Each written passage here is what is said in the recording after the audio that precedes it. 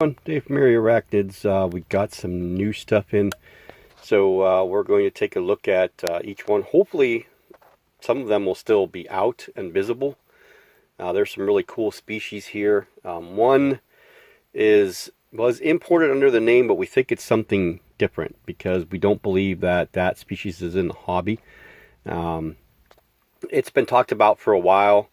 And I still label it as such because that's what it came in as, but I think that most people that are talking about it are correct that it is something different than what it is. So let's get on with the show. Okay, so first up is the Harpactira babiana. As you can see, the little guy there in the corner. There is a piece of wood that's right here that goes in there. I want to take it out so you guys can take a look at the little guy. So the substrate is the Zoomed, right? Zoomed, or Zilla. Sorry, Zilla. Now, hold on, let me look now, because I thought it was Zoomed. I think it is Zoomed, actually. Nope, I was wrong. It's Zilla, the jungle mix. So it looks like there's wood chips in there, which that's part of the substrate. There's actually even some, I think, charcoal, and I'll get the actual ingredients here in a second so you guys know exactly what's in it. But I do like this stuff because it's good for dry species, and it's also good for species that like it a little damper. I usually throw some sphagnum moss in there for some of the species that like it a little bit damper. But so yeah, this is the Harpactira babiana. Okay, so next up is the Ephebopus cynathus, or the blue fang tarantula. I don't know what the babiana common name is. I don't even really particularly care. There's some of them that you can remember and some of them that I don't. I'm actually holding this 50 gram vial at an angle with the way that the tripod is. So yeah, you can see the blue fangs there. Great species to have. I love the Ephebopus. I was supposed to get a Rufusins in. That one was missed in the shipment, so we'll get that taken care of. But not that big of a deal. Yeah, so Ephebopus cynathus, that's the second of the group that came in.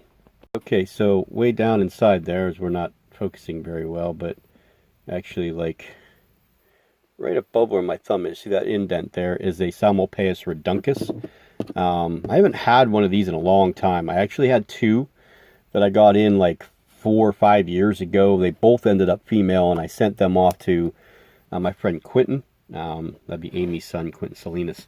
So, yeah, we got a new Reduncus, a new Psalmopoeus.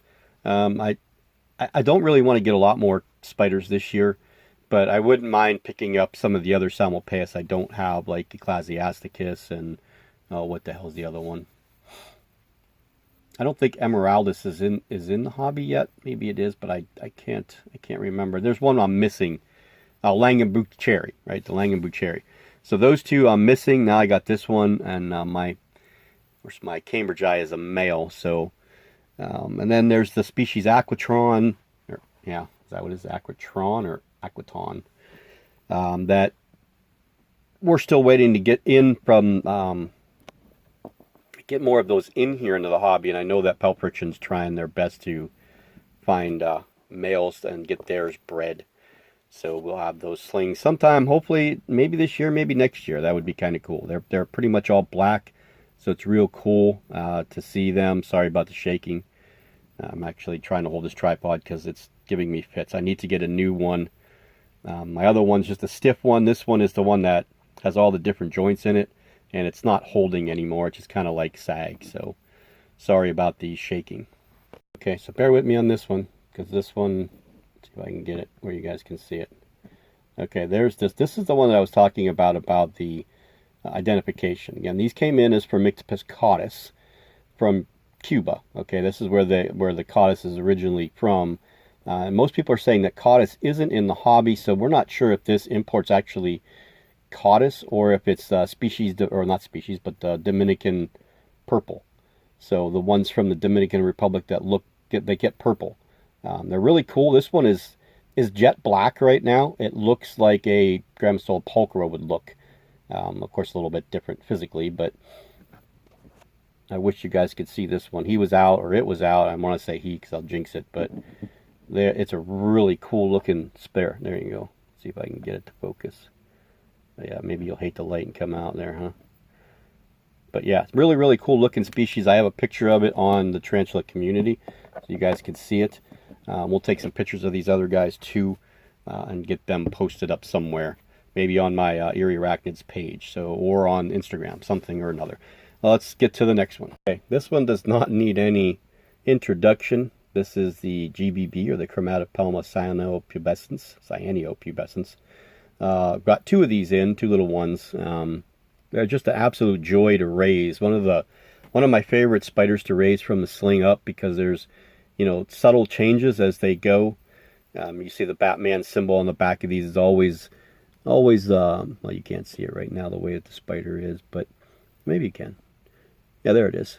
Beautiful Batman symbol right there on the abdomen. I mean, you can't get a better Batman symbol than that one, right? So there's that one there, and this little one right there.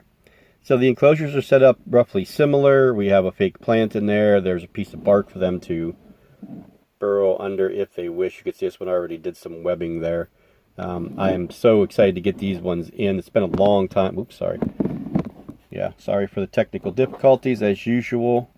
I don't edit this crap out, so any of you guys that are new to the channel, you kind of see what I see, and you know that, I make mistakes, and it's whatever is being filmed is generally what you see.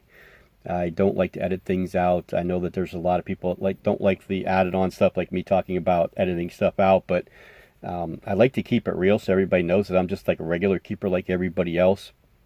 And that's kind of why I do this, to help people as best as I can, and then to kind of document my stuff and get a little more, I guess, social, because I'm not a very social person. But let's move on. We got two of those. Let's get to the next one. The next two are two of my favorite species in the hobby. I was so excited when I got the first one because it was a surprise, and now I got two more. Okay, so if you look in right there is the tarantula. Again, there's that one, and then there is a second one that we'll put right next to it. I don't know if that one grabbed the makeshift burrow that I made for it or not. Yep, looks like it did. So this is the Lyrognathus jonispositoi. I just love the name. To me it's almost like an Italian kind of name, But I think I said this before, but I just like saying it. That was one of the reasons I wanted to get them. But they are really, really pretty spiders. I've enjoyed the one I have so far. It's gotten probably twice the size that it was when it came in. And they're an Asian species. I think from Malaysia, but don't quote me on that. I would have to check to be sure. Just absolute fun species to have. They do stay burrowed 99% of the time, but you will see them come up like most Asian fossorials do. You'll see their little legs sticking up, and beat them, and they'll come out, grab it, and go right back down. They're jack-in-the-box tarantulas, feeders, like most of the fossorial species are. So those two, the Lyrognathus jonispositoi. So that's this one, and then there's one right there. So that's those two. Next is another Phormictopus species, and this one is the Phormictopus species red. I'm not really positive on what this one possibly could be. I know, like, we were talking about it on the tarantula community. There were a couple people there, and saying that, the Phormictopus has some crazy names added to them, and they're probably just different variants of Cancerides or something different. But the genus needs a big overhaul. Not as bad as Pamphibedius, but still needs an overhaul. Some work needs to get done, and some defining, DNA. A lot of these species may end up being the same species, but just different maybe color variations, or like locales of the same species, like we do with the Tarantulas, the Marinus genus, species. You have all those different locales and the different color forms of that species, and this possibly could be that too. So species red, the Phormictopus, I love the genus. I never, it's something I didn't really want to get into a long time ago, because I was like, I don't want a bunch of 6-7 inch New World species all over the place. So we have 6 of them now, 6 different Phormictopus species. And I think 2 of the 3 that I have were sexed female. The Cancerides, oh wait, no, the middle one. The Erotis, I don't know. And I think, excuse me, the species Gold Carapace is, I think that one's a female too, but we're not 100% positive. I did not get anything good to look at with that one, molt-wise or even ventral. But a lot of these guys look like they've been taken care of. They're well fed, possibly getting close to maybe seeing molts out of all of them soon. Okay, so that's the Phormictopus species. This one was just out. This is the Phormictopus atrachromatus. So there's no R, so it's just atrachromatus. We'll move this because that's where it is. And we'll see. So this is what this one looks like. Very, very skittish little guy. Just about every single one of the spiders that you saw today were in my hands, unpacking them. Not that they ran out, just the way that I unpacked them. It was easier for me to do it that way than try to put them into, squeeze them into a container and then get them out of the container and put them into this. I just unfolded the paper towel onto my hand, let them crawl out, and then kind of nudged them into their enclosure. This one wasn't real keen on staying in its enclosure. Sorry about the unfocusing there.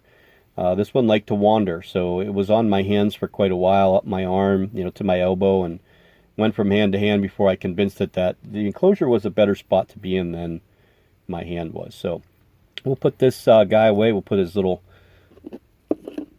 I always say his, I shouldn't. I don't really want to jinx myself, but we'll put its little wood back in there for it, and we'll move on to the next one. Okay, now I'm not sure if this is going to come out or not. There is, see that little baby jumping spider in there? I have to look up the type of jumping spider this is. This was in my bedroom today. We're in the middle of winter. Not my bedroom, sorry, the bathroom this morning. We're in the middle of winter, and this little guy, I thought it was a baby, but I think these are they're kind of like a tannish, grayish jumping spider.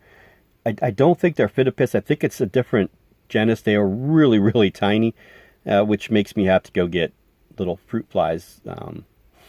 Now, I think a couple spiders I'm going to need them for anyway. I want to try it with the T. Celedonia. But yeah, so I decided, well, we'll put it in here. We'll get some fruit flies for it, see what happens. Because, it's not going to have anything more out there to eat because, again, it's winter time here. So hopefully we can keep it alive and see how it does. Little crazy little dude. There it is right there. So yeah, it's like a tannish. I had one of these a while back. Had it for about 9 months before it passed away. Never got really big at all. I mean, not much bigger than what you saw in there. And that thing is like the size of a pinhead. So yeah, that didn't come in today, but it was the first spider of the day. The last two, as you can read on the label there, are Chilobrachys fimbriatus. So this one here is located right there. I actually didn't make a starter burrow for this one. I just put the sphagnum moss on top, let it do its thing.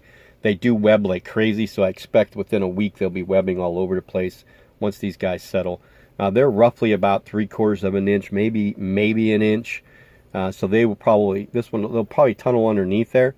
When they move into another enclosure, the depth gets deeper for them. I don't think that we really need a whole ton of substrate in here. I want to make sure that they don't web to the top. We have enough to dig in and they have enough to web around. So this one, as you can see, this one's a little damper with the sphagnum moss in it. And then there is this one here that's a little bit drier. Well, actually, it's dry.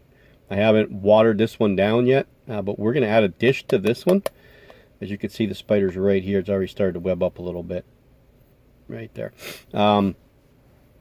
Because I kept my other female, I don't want to say she was dry, but she was not as damp as I see a lot of people keep certain Chilobrachys species, and she's done wonderful. She gets generally a full dousing of water every 3 weeks, and then I don't do water at all after that so it's about a 3-week cycle, sometimes a little longer, sometimes a little less. Depends on when I'm feeding her or how the enclosure looks. So like right now, there's still a lot of damp substrate in her enclosure from it's probably been about 2 weeks or 3 weeks since I sprayed her down. So those are the new ones that came in. As you can see here, you can watch GBBs are very, very active. Well, at least, yeah, both of them are actually. You want to watch them for a minute or so. Now I'll move these Giannis toys out of the way. I expect a lot of these enclosures to have lots of webbing tomorrow. You can see the little guy down the bottom. Not as active as the one up on top. This one on top is going crazy. And the Formictopus species are wandering. Now, one other thing I did this morning, before I went to work this morning, actually rehoused this little guy. Where are you? Let me take the lid off. You won't be able to see him. It's just going to get a reflection. There in the corner. That's the Nandu, my Nandu chromatus. So, yeah, we rehoused this guy, gave it some sphagnum moss, and then down here is just dirt for it to do whatever it wants to do. I gave it a starter burrow, and it kind of took to the damper part of the sphagnum moss. So we'll keep an eye on that one, see how that one does as well. And I also found someone that has a mature male Nandu Colorado Velocis. She lives down by Pittsburgh. So next weekend we're going to head down to Grove City. I don't know who will go with me. Maybe my daughter will. We'll go down to Grove City to the expo, and we'll meet her there, and she's going to give me the male to breed with my female. So that'll be kind of something cool. We did breed that female last year or the year before, but she molted out of it. So hopefully this time she'll be good to go. And one of the most angry species I own is the Nandu Colorado Velocis. She's grumpy all the time. So maybe if she has a male and she gets she's gravid, or she gets gravid, pregnant, whatever you want to call it, she'll be a little calmer. I'm not holding out hope for that, but I can always try and fool myself. So yep, that's what we got in today. And again, we'll do one quick take a look at. Let's see, where is that? Nope, I know exactly where it's at. There's the T. Celedonia, right on top of this. So a lot of people, well, not a lot of people, but we've found people that have been breeding these and keeping these have been saying for a while now that they don't do a trapdoor right away. Sometimes it takes them a long time, just like it does a Vicularia species, where a Vicularia may not web right away. It may take them months and months and months to build a web, and people get nervous about it. I'm not concerned about this little one at all. I did see a couple people, one of our admins on the tarantula community, he drilled a hole in this cork bark and then left the shavings there, put them back in that hole, and then of course the spider went right in there and used all those shavings and made a really cool looking trapdoor for it. So we'll see. I'd like it to molt once before I get crazy with it. Eventually it'll end up in probably this size enclosure, the ones that the Giannis toys are in. And these little enclosures are, oops, we're going bigger than smaller. These are amec boxes. Oh, geez. Do it this way. Okay. These are the small, I guess small, tall amec boxes. Amy grabbed some for me. We don't have a container store in the area, so she grabbed some for me, 3 different sizes. So we have some rehousings to do. I want to rehouse my Kilo Brachys Discless Burma, the Burma chocolate, and the Vietnam blue into taller enclosures. We also want to move my Formingochila species Rupus into something taller, as well as my Cithronathus hosi. Those guys are all going to get put in the 7-inch enclosures, as well as the other Avicularia marinae. So that's it for today. I hope you guys enjoy the video, and we'll see you all soon, and happy keeping.